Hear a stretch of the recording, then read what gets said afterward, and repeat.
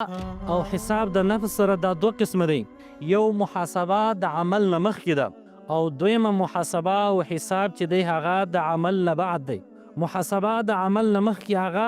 دا ده چې انسان د ځان سره حساب وکړي چې آیا زه دغه عمل کومه دا عمل محمود دی او که نه، دا غوره عمل دی او که نه، دا په شریعت باندې برابر دی او که نه. او محاسبه د عمل نفس هغه دا ده چې انسان د ځان سره دا محاسبه وکړي چې ما دا کم عمل او اطاعت وکړي، په دې کې خو ما تقصیر نه دی کړی، په دې کې خو ما کوتاهي نه ده کړې، په دې کې خو زما نه مخالفت نه دی شوی. او دویم دا دی چې انسان چې هغه محاسبه کوي د ځان سره، هغه نواهیو کې چې انسان واقع شوی دی، ګناهونو کې چې واقع شوی دی، خطایانو کې چې واقع شوی دی، انسان باید د هغه محاسبه د ځان سره وکړي چې ولې مې د الله مخالفت وکړي، ولې مې د الله د امر مخالفت وکړي، ولې مې دا ګناه چې دی هغه وکړه. د دې وجې نه انسان چې ځان سره محاسبه کوي نو بیا آینده کې انسان په ګناهونو باندې نه اخته کیږي، ګناه د انسان نه بیا نه کیږي.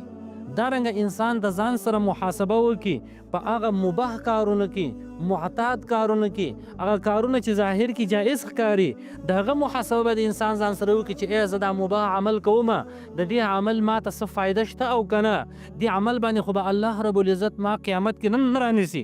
امام ابن قیم رحمه الله فرمایي